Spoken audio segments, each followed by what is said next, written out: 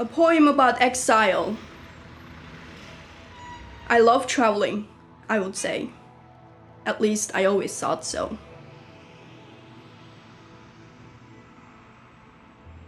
I remember taking a walk one day during winter break back from college at my parents' in the Ely suburbs, not forgetting a pack of secretly purchased cigarettes and a pair of earphones playing Zombie over and over again, to the wheat field where I grew up stealing grapes from the tree by the roadside.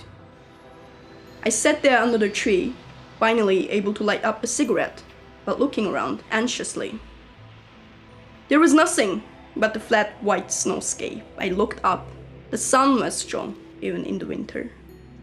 A warmth that sometimes only showed up once a week and was not as strong as now, even during the hot summer in the southwest city where I was privileged enough to go study. I guess that was why I felt at home instead there in Africa.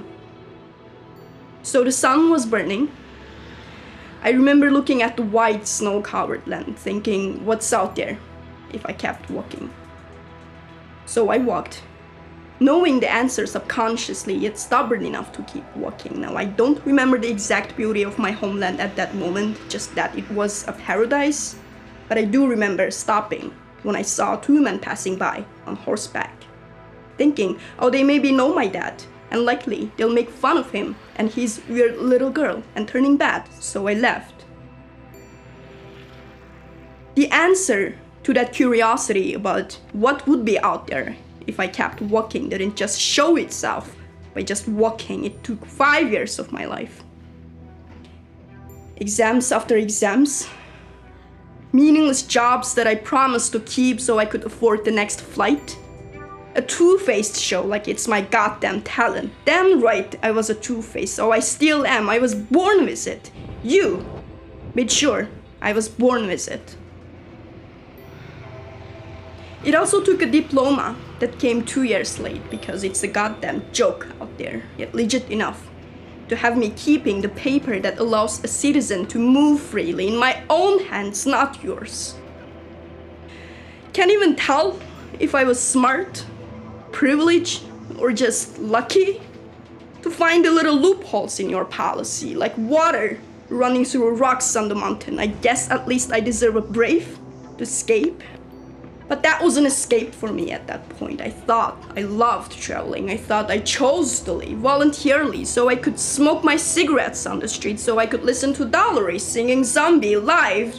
If I knew what that song meant when I walked through that snowscape, and too bad she passed away before I made it, so I could answer that curiosity without that worrying about what the neighbors would say, so I could be a free-spirited weirdo if I wanted to, so I could.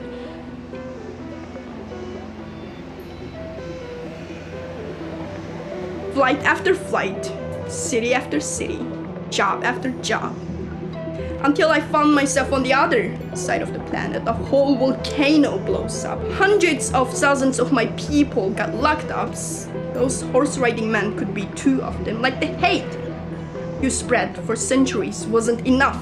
A crime human made 100 years ago and was supposed to learn the lesson from. Replace that burning warmth that mother's son blast us with. Don't tell me it was only Germany or Rwanda. What was the point of growing up watching all those movies if their meaning could change if you simply change the country? Oh, I don't even have a country.